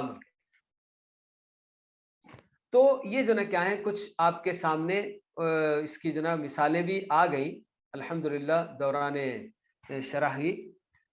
تو اس کے ساتھ ساتھ اب ہم کو معلوم کرنے کی ضرورت ہے، ہم جو بار بار احکام شرعیہ کہتے ہیں، حکم شرعی کیا چیز ہوتی ہے؟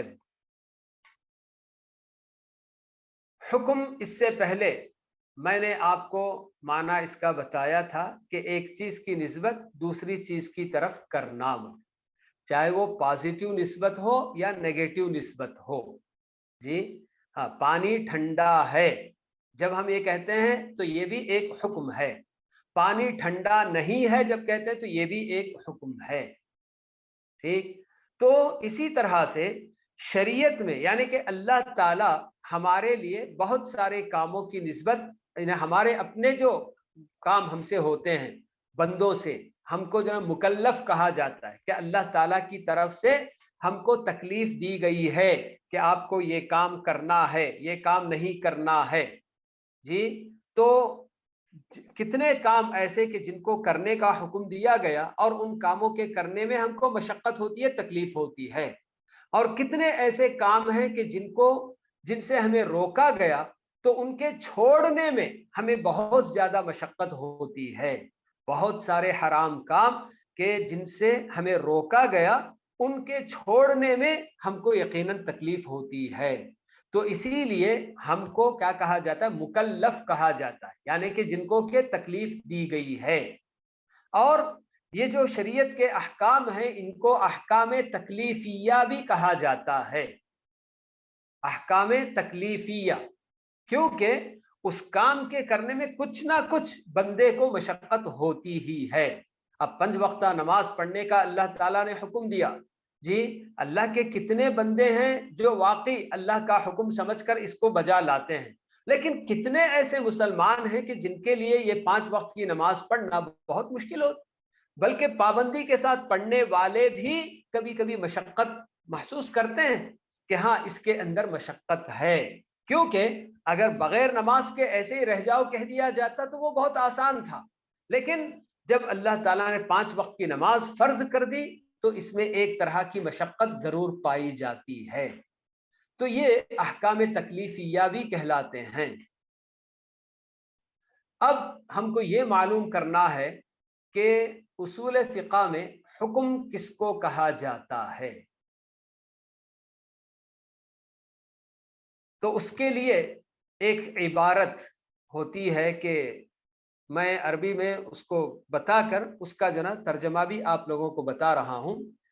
خطاب اللہ، خطاب یعنی کہ اللہ تعالیٰ کی طرف سے آنے والا ایک جو نا کیا ہے وائس میسیج بول کے ایسے خطاب، تو اللہ تعالیٰ کا وہ جو نا خطاب جی چاہے وہ یعنی کہ اللہ کے نبی صلی اللہ علیہ وسلم تک پہنچایا گیا اور اللہ کے نبی صلی اللہ علیہ وسلم نے اپنی امت کو جی یہ چیزیں جو نا بتائیں، تو اللہ تعالیٰ کا خطاب المتعلق بافعال المکلفین، اللہ تعالیٰ کا یہ خطاب یعنی کہ اس کی طرف سے آنے والا وہ پیغام کس سے متعلق ہوتا ہے؟ مکلفین کے افعال سے متعلق ہوتا ہے، المتعلق بافعال المکلفین۔ کیا اس کے اندر جو نا مطالبہ ہوتا ہے یعنی کہ تعلق مکلفین کے افعال سے اس کا تعلق ہوتا ہے، تو کس قسم کا تعلق ہوتا ہے؟ تو آگے بتایا جاتا ہے اقتضاءً یا طلباً، یعنی کہ اللہ تعالی مطالبہ کرتے ہیں۔ یہ جو لفظ طلباً ہے تو اس لفظ کے ذریعے شریعت کے 4 احکام ہم کو معلوم ہوتے ہیں۔ کیا 4 احکام ہیں؟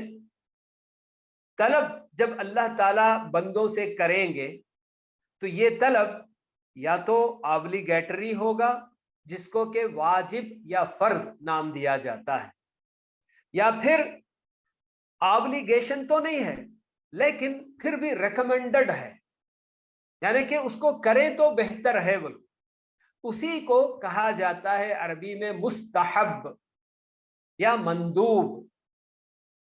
5 وقت کی نماز ہے تو یہ آبلیگیٹری ہے کہ اللہ تعالیٰ کا حکم ہے ان الصلاۃ کانت علی المؤمنین کتابا موقوتا، لیکن 5 وقت کی نماز کے آگے پیچھے کی جو سنتیں ہیں جن کو کہ سنت مؤکدہ بھی کہا جاتا ہے، تو ان سنتوں کو ہم کہیں گے کہ یہ آبلیگیٹری تو نہیں ہے، فرض اور واجب نہیں، بلکہ یہ مستحب اور مندوب، اسی کا دوسرا نام مندوب بھی کہا جاتا ہے، یعنی کہ یہ ریکمینڈڈ کہ آپ اگر کریں گے تو آپ کو اس کا فائدہ ملے گا، اجر ملے گا، لیکن اگر آپ نہیں کریں گے تو آپ کو کوئی اس کا جو گناہ نہیں ہوگا۔ تو طلب کے اندر اللہ تعالیٰ کا مطالبہ یا تو حتمی ہوگا یعنی آبلیگیٹری کی شکل میں ہوگا، یا پھر ریکمینڈڈ اس شکل میں بھی جو مطالبہ ہو سکتا ہے۔ تو یہ دو تو کرنے کا مطالبہ ہوا، مطالبہ ہی ہوتا ہے مگر کبھی رکنے کا مطالبہ، چھوڑنے کا مطالبہ بھی ہو سکتا ہے۔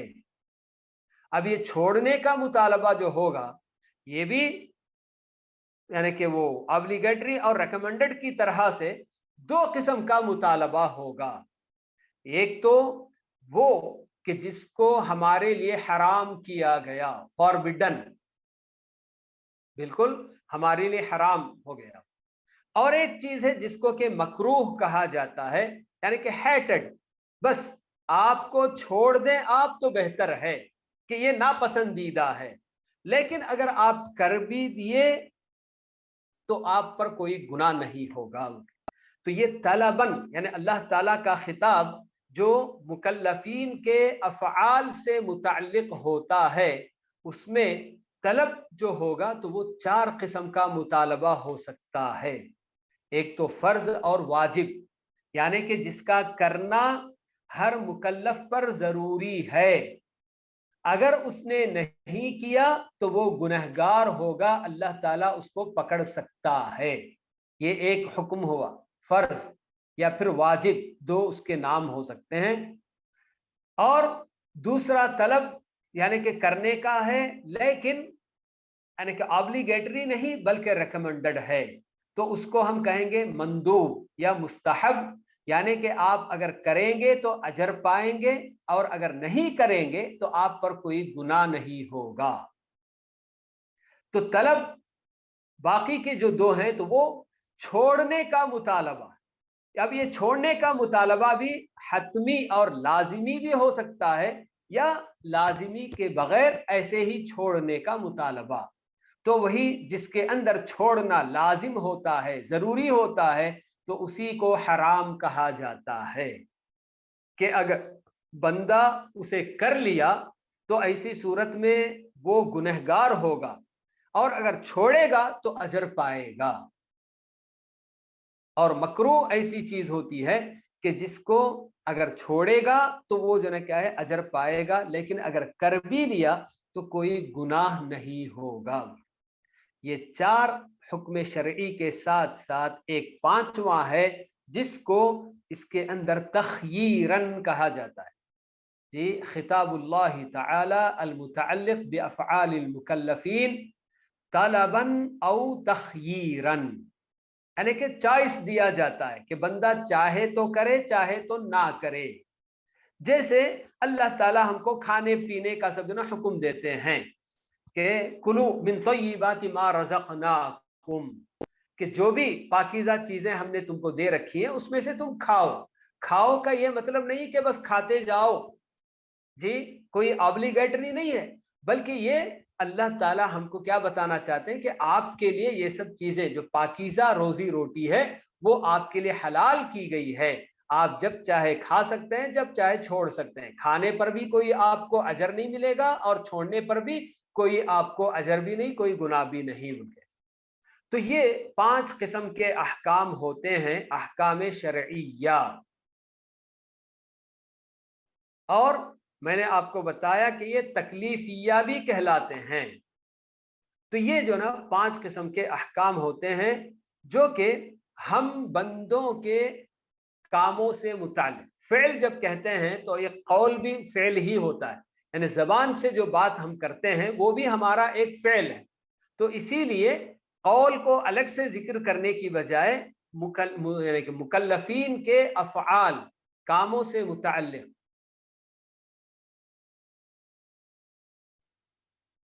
तो मुकल्लफीन के कामों से मुताल्लिक, चाहे वो कौल की शक्ल में हो या दीगर और काम हो, उनसे मुताल्लिक ये अहकाम हुआ करते हैं।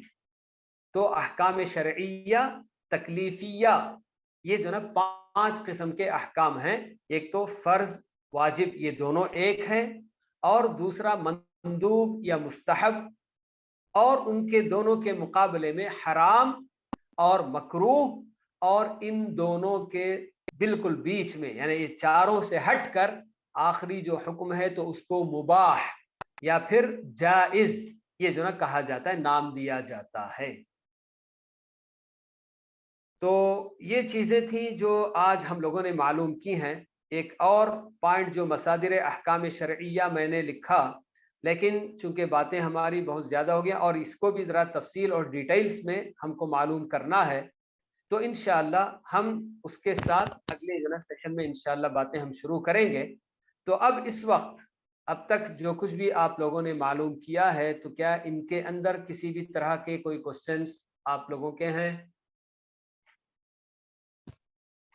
अस्सलाम वालेकुम वरहमतुल्लाहि वबरकातुहू। शेख अस्सलाम वरहमतुल्लाहि वबरकातुहू। शेख काइंडली अगर रिपीट कर दें, ये जो 5 आपने कहे हैं उसमें फर्ज वाजिब 1 है, मंदूब मुस्तहब 2 है, 3 एंड 4 और 5 तो तखय्युर। तो ये काइंडली अगर इसको जस्ट पॉइंट्स रिपीट कर दें। Thank you. हाँ जी, हाँ, जस्ट यानी कि फर्स्ट वन फर्ज एंड वाजिब, और सेकंड वन मंदूब और मुस्तहब, थर्ड हराम, और फोर्थ मकरूह, और फिफ्थ जो है तो वो जायज। जज़ाकल्लाह खैर, जज़ाकल्लाह खैर।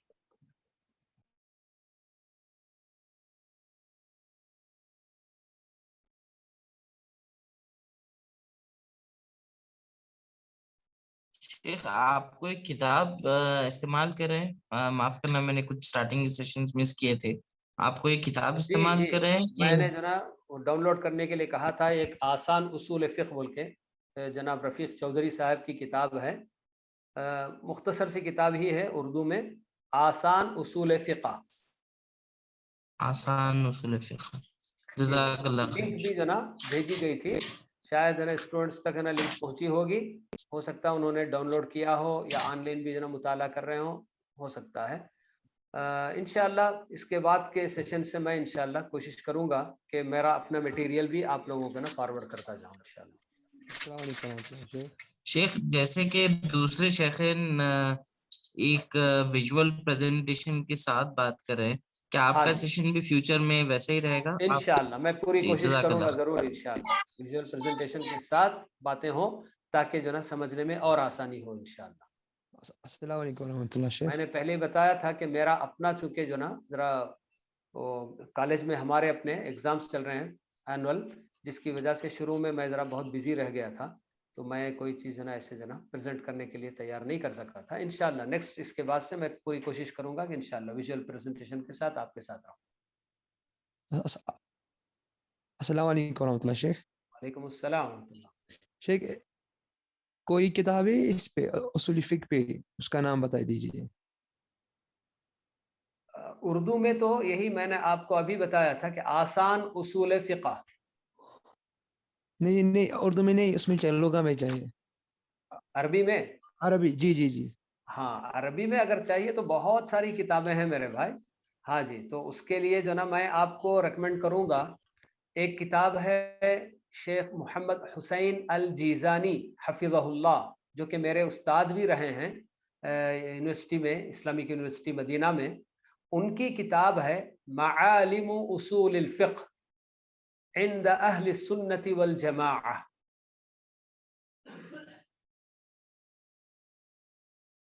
मआलिम उसूल अल फ़िक़्ह इंद अहल सुन्नति वल जमाअह।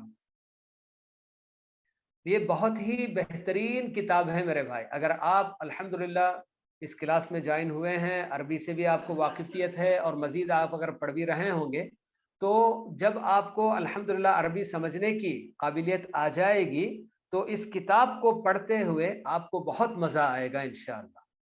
मैं इसलिए ये बता रहा हूँ कि उसूल फ़िक़्ह एक ऐसी चीज़ है कि जिसके अंदर कुछ ऐसे भी चैप्टर्स इसके अंदर जो ना ऐड कर दिए गए हैं जिसका शरई अहकाम वगैरह से कोई ताल्लुक़ ही नहीं होता है।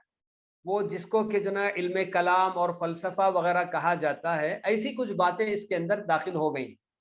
क़दीम ज़माने से ऐसे ही चला आ रहा था। तो अब ये हमारे अपने शेख ने जो काम किया है, बेहतरीन काम, वो यही कि ये जो जितने चैप्टर्स ये इल्म कलाम वगैरह से मुताल्लिक़ इसके अंदर हैं, उन सब को अलग कर दिया उन्होंने। कहा कि इस सब की ना उसूल फ़िक़्ह में कोई ज़रूरत ही नहीं है।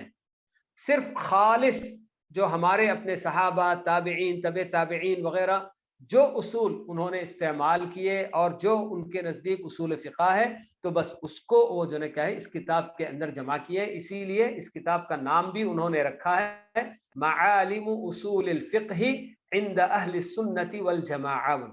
शेख मोहम्मद हुसैन अल जीज़ानी हफ़िज़हुल्लाह, उनकी ये किताब है, बेहतरीन किताब है।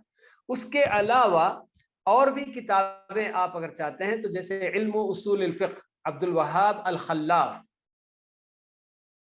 ये भी एक जो ना क्या है, यानी कि जो लोग इब्तिदाअन ये फ़न पढ़ना चाहते हैं उनके लिए लिखी गई किताब ही है ये इल्म उसूल अल फ़िक़्ह लिशेख अब्दुल वहाब अल खल्लाफ। और इसी तरह से अल वजीज़ फ़ी उसूल अल फ़िक़्ह, ये भी एक किताब है। जी हाँ, तो इस तरह से जो ना किताबें तो ना बहुत सारी हैं और बड़ी-बड़ी किताबें तो बहुत ज़्यादा हैं। जो मुतक़द्दिमीन यानी कि हमारे अपने बहुत पुराने जो उलमा गुज़र चुके हैं, उन्होंने जो लिखी हैं, वो सब किताबें बहुत ज़्यादा हैं। ये जो अल वजीज़ फ़ी उसूल अल फ़िक़्ह मैंने बताया अभी, तो ये अब्दुल करीम ज़ैदान उनकी ये किताब है, डॉक्टर अब्दुल करीम ज़ैदान की किताब। और इसी तरह से आपके पास और एक भी जो ना साहब हैं जो डॉक्टर वहबा अज़्ज़ुहैली, उनकी भी अपनी किताब है उसूल अल फ़िक़्ह के नाम से।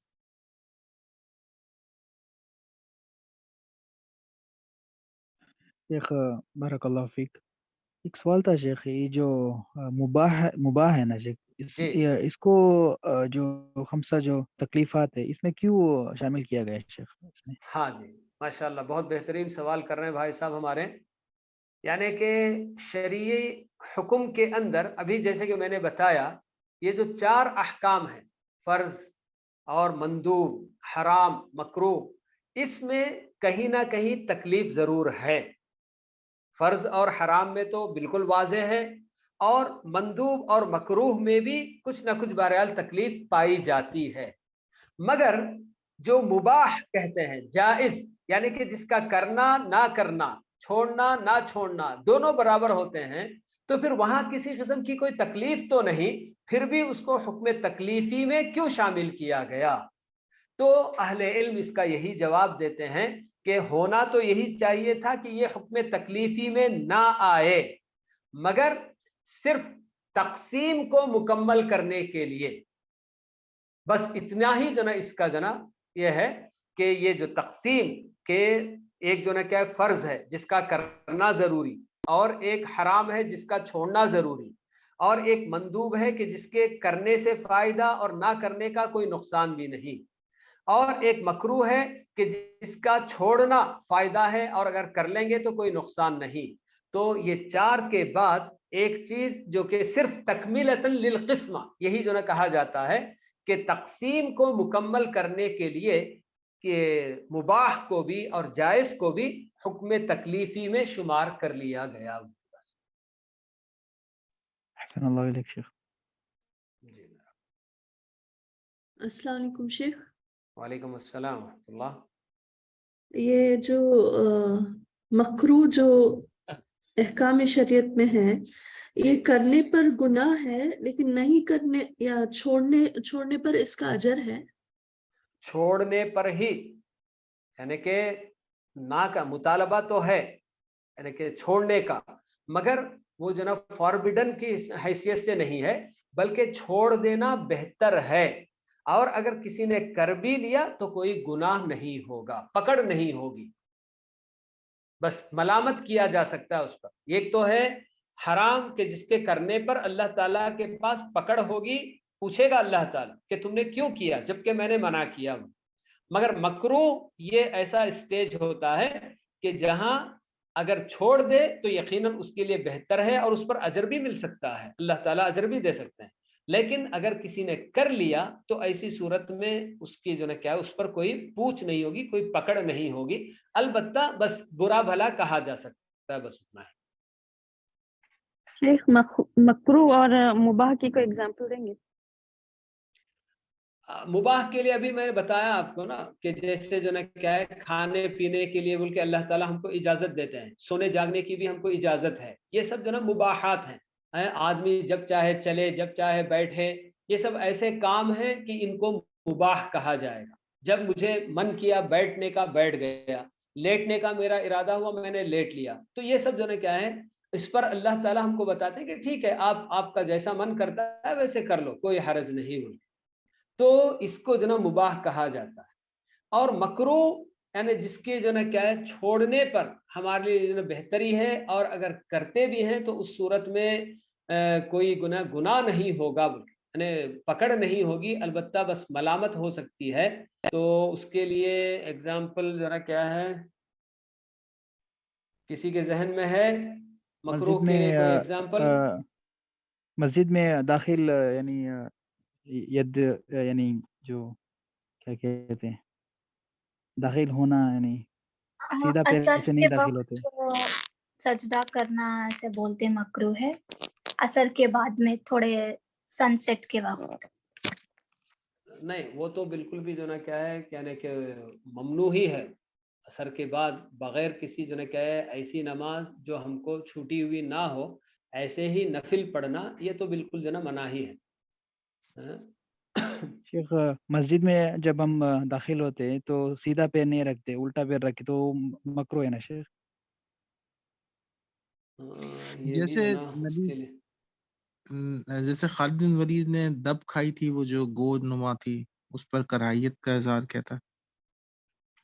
نہیں وہ ضب جو اللہ کھائے تھے خالد بن ولید وہ بس وہ تو کیا ہے کہ انہیں کہ مباح والی بات جو نہ ہو جائے گی, کیونکہ اللہ کے نبی صلی اللہ علیہ وسلم نے وہاں جو کراہت کی تھی یعنی کہ جو نہیں کھایا تھا تو اس کی وجہ یہ نہیں کہ وہ شریعت کے اندر اس کو مکروہ قرار دیا گیا، بلکہ اس کی وجہ یہ تھی کہ جو نا اللہ کے نبی یعنی کہ وہاں ان کی زمین میں وہ چیز نہیں پائی جاتی. وب یعنی کہ جو بجو جس کو کہتے ہیں یا گھوڑ پھوڑ جس کو ہم کہتے ہیں، تو یہ ایسی چیز تھی کہ جناب وہاں عرب کی سرزمین میں وہ چیز نہیں پائی جا رہی تھی، جس کی وجہ سے اللہ کے نبی صلی اللہ علیہ وسلم اس کو کھانا نہیں پسند کرتے تھے. بس وہ کیا نا دوسری بات جو نا ہو رہا ہے.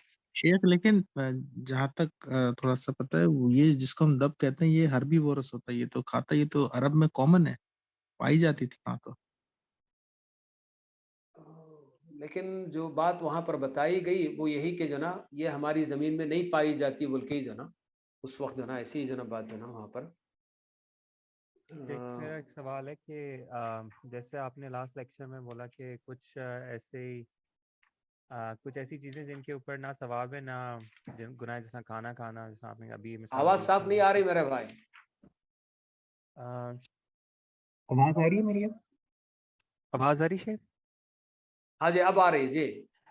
جی میں معلوم کرنا چاہ رہا تھا کہ آپ نے جس طرح کچھ ایکشنز کی بات کی، جس طرح سونا ہے، کھانا پینا ہے، جن کے کرنے سے نہ ثواب ہوگا نہ گناہ ہوگا، لیکن انہی اعمال کو کرتے ہوئے اگر نیت یعنی نیت کے لحاظ سے جو کہ یعنی اچھی نیت ہو اور اللہ کی خاطر ہو، تو یہ ثواب کے اندر یہی عام جو چیزیں ہیں وہ. اب یہ ایسی چیز ہے کہ جناب ایک آدمی عادتاً جی کرتا ہے، اور ایک آدمی جو نے کیا ہے اسی کام کو ایک اچھی نیت سے کرتا ہے کہ میں کھا رہا ہوں تو اس لیے کہ تاکہ میرے اپنے جسم میں کچھ قوت پیدا ہو جائے اور میں اللہ تعالیٰ کی عبادت کے اندر ذرا ایکٹیو رہوں. اور سونا بھی چاہتا ہے تو یہی سوچ کر سوتا ہے کہ جیسے کہ خود ایک صحابی یہ بتاتے ہیں کہ انی احتسب فی نومتی کما احتسب فی قومتی،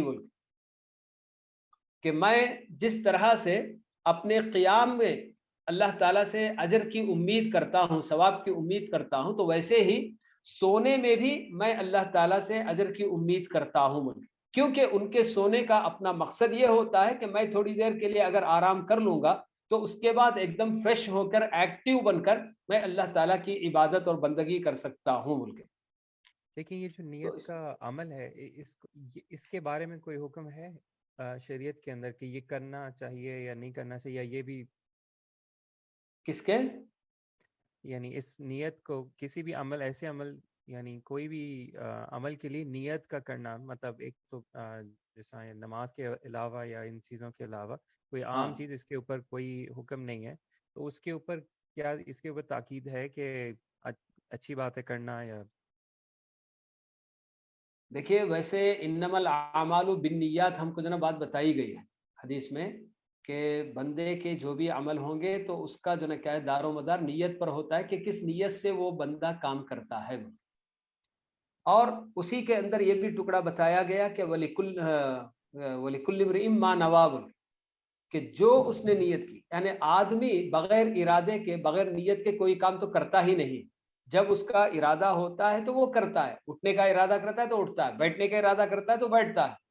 بغیر ارادے کے کام کرنے والا مجنون ہوتا ہے، جس کے اندر جو نا کسی قسم کا کوئی ارادہ نہیں ہوتا ہے، بغیر ارادے کے وہ کرتا ہے، اسی لیے اس کو مکلف بھی نہیں کہا جاتا، اللہ تعالیٰ کے احکام کا وہ پابند نہیں ہوتا ہے.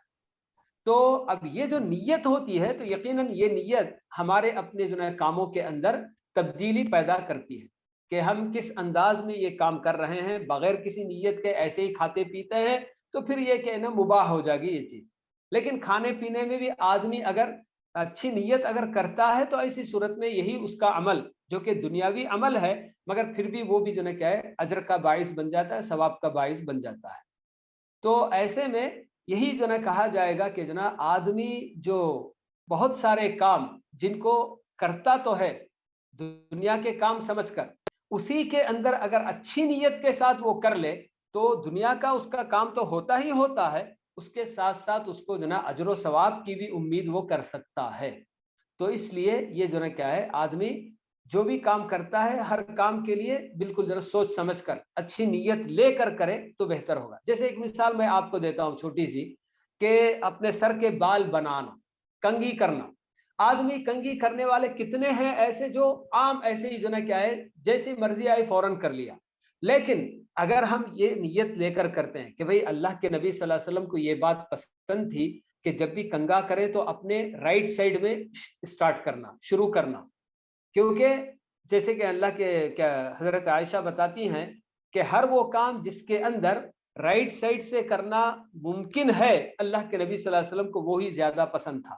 چپل پہنتے ہیں ہم لوگ، باہر اتارتے ہیں پہنتے ہیں بغیر کسی اس کے ایسے ہی پہن لیتے ہیں، لیکن اگر آدمی یہی سوچ کر اگر کرتا ہے کہ پہلے رائٹ لیگ کا چپل پہننا، داہنے پیر کا چپل پہننا، یہ جنگ کیا ہے سنت رسول ہے، اس کے بعد بائیں پیر کا پہننا ہے، یہی کام جو کہ وہ کر ہی رہا ہے دنیا کا، لیکن جب اس کے ساتھ یہ نیت شامل ہو جاتی ہے تو اس پر اس کو اجر بھی ملے گا. تو اس لیے ہمارے اپنے دنیاوی کاموں میں بھی ہم کو کوشش کرنا ہے کہ بھئی آخرت کا ہم کیا فائدہ اس سے حاصل کر سکتے ہیں، تو یہ بہتر ہوگا انشاءاللہ. شیخ، عورت کا چہرے کا ڈھانپنا، برقع تو پہنتے ہیں، چہرہ ڈھانپنا یہ نہیں ڈھانپنے کا کس میں آتا ہے؟ مطلب حرام ہے یا مکروہ ہے؟ دیکھیے اب یہ جو نا چیز کہ عورت کا چہرہ نہ ڈھانپنا، یہ ایک ایسی چیز ہے جسے وہ جو اللہ تعالیٰ نے قرآن مجید میں جو آیت بتائی ہے کہ قل للمؤمنات یغضن، نہیں اس کے اندر یدنین علیہن من جلابیبہن، اس کے اندر آگے چل کر الا ما ظہر منہا، یہ جو ایکسیپشن اللہ تعالیٰ کر رہے ہیں. تو اب اس چیز کو بہرحال یہ قدیم زمانے ہی سے، بلکہ صحابہ کے زمانے سے برابر اس کے اندر اختلاف چلا آ رہا ہے کہ اس سے کیا مراد ہے. تو اسی کو لے کر بعض اہل علم اس کو بالکل جو ہے کیا ہے مباح کہتے ہیں، یعنی کہ جائز ہے. الا ما ظہر منہا جو اللہ تعالیٰ بتا رہے ہیں اس کے اندر اس کا چہرہ بھی داخل ہے اور اس کے اپنے جو ہے کیا ہے ہاتھ جو رسٹ تک بالکل جو ہے کہ کفین جن کو کہا جاتا ہے، تو یہاں تک ہاتھ یعنی کہ رسٹ تک یہ بھی جو ہے بالکل وہ کھلا رکھ سکتی ہے. یہ جو ہے کہنے والے تو کہنے والے یہ کہتے ہیں کہ یہ بالکل جائز ہے، یعنی کہ چاہے تو وہ ڈھانپے چاہے تو کھلا رکھے، کوئی حرج کی بات نہیں ہوتی. لیکن دوسرے اور علماء اسی کو لے کر یہ بتاتے ہیں کہ نہیں، ہمارے اپنے پاس کتنی اور دلیلیں ہیں جو یہ بتاتی ہیں کہ چہرہ کھلا رکھنا حرام ہے. کیوں؟ اس لیے کہ بہت ساری جو نا دلیلیں اس کے لیے وہ لوگ جو پیش کرتے ہیں کہ جب اللہ کے نبی صلی اللہ علیہ وسلم کے پاس ایک عورت آئی، یعنی کہ حجۃ الوداع کے موقع پر، جس کا چہرہ کھلا ہوا تھا، اب وہ احرام کی حالت میں تھی جس کی وجہ سے انہوں نے چہرہ کھلا رکھا بھی تھا ہو سکتا ہے. تو اس وقت فضل بن عباس آپ کے ساتھ موجود تھے، تو ان کی نگاہ اس عورت پر جب پڑ رہی تھی تو اللہ کے نبی صلی اللہ علیہ وسلم نے ان کا چہرہ ادھر سے نہ پھیر دیا تھا. بہرحال اجنبی عورت جس کا چہرہ کھلا ہوا تھا تو اس کی وجہ سے اللہ کے نبی صلی اللہ علیہ وسلم نے ان کا چہرہ دوسری طرف پھیرا تھا. کئی ایسی جو نا دلیلیں، جیسے کہ خاص کر یہ جو دلیل دی جاتی ہے کہ حسن کا مجمع الحسن جس کو کہا جاتا ہے وہ تو چہرہ ہی ہے. تو آدمی جب چہرے کو دیکھتا ہے تو تبھی اس کے اندر کچھ نہ کچھ جذبات وغیرہ جو نا پیدا ہوتے ہیں. اگر اسی کو کھلا رکھ لیا جائے تو پھر ایسی صورت میں کیسے جو نا کیا ہے شریعت کی جو نا حکمت کے بالکل یہ منافی ہے. شریعت جو چاہتی ہے پردے کا حکم دے کر کہ عورت بھی محفوظ ہو اور مرد بھی جو نا فتنے میں نہ پڑے، تو یہ چہرہ ڈھانپنے سے ہوتا ہے نہ کہ چہرہ کھلا رکھنے سے. تو ایسی کئی دلیلیں دے کر جو لوگ اس کو حرام قرار دیتے ہیں ان کا کہنا ہے کہ یہ حرام، چہرہ کھلا رکھنا حرام ہے، بند کرنا ضروری ہے. لیکن کچھ لوگ اس آیت سے استدلال کر کے کہ الا ما ظہر منہا، تو اس سے جو نا وہ استدلال کر کے بتاتے ہیں کہ ہاں یہ جو نا کھلا بھی رکھ سکتی ہے اور بند بھی کر سکتی ہے. السلام علیکم شیخ. شیخ اس آپ کا کیا اوپینین ہے، چہرہ ڈھکا ہونا چاہیے کہ کھلا ہونا چاہیے؟ بہرحال میرا اپنا اوپینین تو چہرہ ڈھکا ہوا ہونا چاہیے. شیخ جیسے انڈیا میں بولتے ہیں کہ اگر نماز میں کھلکھلا کر ہنسنے سے نماز ٹوٹ جاتی ہے یا مکروہ ہو جاتی ہے، اس میں سے کیا صحیح ہے؟ نہ نماز ٹوٹتی ہے نہ وضو ٹوٹتا ہے میری بہن. جی ये मकरू हो जाती है क्या नमाज ऐसे नहीं, बोलते हैं? कोई चीज नहीं, ना मकरू भी होती है। अलबत्ता जो है क्या है, हंस दिया तो ऐसी सूरत में नमाज तो है ना टूट सकती है, जी हाँ, मगर वुजू टूटने की जो बात आती है, हाँ, क्योंकि हंसना वगैरह ये तो जो है क्या है दुनियावी काम है जो कि नमाज के अंदर बिल्कुल मना है। आदमी अगर अपने इख्तियार से हंस दिया नमाज में तो ऐसी सूरत में नमाज तो उसकी टूट जाएगी, अलबत्ता उसको दोहराना पड़ेगा नमाज। मगर कुछ उलमा ये कहते हैं कि नमाज के साथ साथ उसका वुजू टूट जाएगा। ये बिल्कुल जो है क्या है गलत बात है कि वुजू तो नहीं टूटेगा। दुनियावी कोई भी काम, किसी से बात कर दिए या कुछ खा लिए नमाज के दौरान, तो उस सब कामों से जो है क्या नमाज बिल्कुल जो है टूट जाएगी, नमाज खत्म हो जाएगी। तो वैसे ही बिल्कुल जो है खिलखिलाकर हंस भी दिया आदमी तो ऐसी सूरत में उसकी नमाज तो टूट जाएगी। उसको नमाज असर उसी वजू के साथ, वजू नहीं टूटेगा, बस उसकी नमाज के साथ उसको वैसे ही जो है क्या नमाज दोहरानी होगी। ये शेख शेख और एक वजू के मुतालिक है कि अभी जब 2 साल के बच्चे हो तो अगर हम उनका डायपर चेंज करते हैं तो हमारा वजू टूटता है। तो इंडिया में ये मानते हैं कि टूट जाता है, वो नाजिज है, और थोड़े जगह उलमा बोलते हैं कि 2 साल के अंदर हो तो कोई प्रॉब्लम नहीं। तो क्या सही है इसमें से? डायपर चेंज करते हुए बहरहाल अगर बच्चे की जो ना शर्मगाह वगैरह पर भी हाथ लग जाए तो ऐसी सूरत में वजू तो टूट ही जाएगा। वो जो चीज़ बताई गई है 2 साल से पहले की, यानी कि पेशाब वगैरह, और वो भी लड़के का, तो उसको जो ना धोने की ज़रूरत नहीं है, बल्कि उस पर सिर्फ छींटे मार लिए जाएं तो काफ़ी है। पानी के छींटे अगर मार लिए जाएं तो वो काफ़ी है। बहरहाल ये ज़रा जी जी एक लास्ट क्वेश्चन, ये मंदूब का एग्जांपल अगर आप दे दें तो। जी, मंदूब का एग्जाम्पल तो बहुत सारे, जैसे कि मैंने आपको बताया भी था कि नमाजें जो सुन्नत जिसको हम कहते हैं, जोहर से पहले की 2 रकात, जोहर के बाद की 2 रकात, मगरिब के बाद की 2 रकात, तो ये सब नमाजें जो कि जो है क्या है फर्ज के अलावा हैं, तो ये मंदूब की जो ना एग्जाम्पल हैं। जी हाँ जी, जैसे और जो है क्या है रोज़ा रखना भी है, जो रमज़ान के अलावा पीर और जुमेरात का रोज़ा रखना, तो ये भी जो ना मंदूबात में से आती हैं कि अल्लाह के नबी सल्लल्लाहु अलैहि वसल्लम पाबंदी के साथ अक्सर जो ना रोज़ा रखा करते थे। तो आदमी करेगा तो अजर पाएगा, नहीं करेगा तो कोई गुनाह उसके ऊपर नहीं है। शेख अगर ये नफील रोजा मतलब जैसे कि इरादा इसने किया था और फिर कोई पुश बैक, जैसे कि आप कहीं पे मेहमान चले गए, रोजा थे, बहुत जी। आप लोगों को पुश किया जाता है कि भाई नफील रोजा हो, खा लो, चाहे जी वो 1 बजे हो या फिर 12 बजे 1 बजे के करीब हो, और जी बहुत पुश करने के बाद बंदे ने खा लिया, तो वो रोजा टूटने पे ही रहेगा ना, उसको फिर बिल्कुल वापस रहना पड़ेगा या नहीं? नहीं, नफिल नफील रोजा रोजा जब, हाँ जी हाँ, नफिल रोजा अगर किसी वजह से छोड़ भी दिया बंदा, तो फिर उसके बाद उसको यानी कि वो फर्ज नहीं बन जाएगा कि जैसे लाजिम उसको रखना ही है बोल के, नहीं, बस और एक जज़ाकल्लाह। मर्तबा बस नफिल की नीयत से रख लेगा रोजा। उस दिन अगर उसका रोजा टूट गया तो किसी और दिन नफिल की नीयत से फिर से रोजा रख लेगा, बस काफी है इंशाअल्लाह। मगर इंशाअल्लाह। बाज उलमा हैं जो ये कहते हैं कि जब नफिल काम आप शुरू कर दिए और उसको तोड़ दिया तो फिर वो वाजिब हो गया। शुरू करने से वो चीज वाजिब हो जाती है। कैसे वाजिब होगी मेरा? वाजिब नहीं होती है। अल्लाह के नबी सल्लल्लाहु अलैहि वसल्लम कई बार ऐसे जो हुआ है कि आप घर पे आते हैं, रोजे के साथ होते हैं और घर में कोई चीज पकती होती है, खुशबू आती है, तो आप जना रोजा तोड़ देते हैं। उसके बाद बंद जना कज़ा कर लेते हैं। कज़ा का मतलब ये नहीं कि जना आप है ना उस छोड़े हुए रोजे को फर्ज समझ लिया इसलिए कज़ा किया, वो नहीं, बल्कि किसी और दिन उसकी जगह पर कोई और दिन जो ना रोजा रख लेना हो, बस। जज़ाकल्लाह खैर। बारकल्लाहु फीक। शेख मेरा एक सवाल है, आपके पास टाइम है क्या? मैं पूछ सकती हूँ अगर? जी जी जी हाँ जी। हाँ, शेख फरमाइए। मेरा हराम कमाई पे सवाल है, जैसे कि कहा जाता है कि जो इंटरेस्ट लेके बिजनेस करते हैं वगैरह, जैसे कि बोला जाता है कि हदीस में है कि आप सल्लल्लाहु अलैहि वसल्लम को जब वो जूस की औरत ने तोहफा दिया था, हालांकि वो जी बहुत हराम कमाते थे वगैरह, तो जी एक्सेप्ट जी किए थे।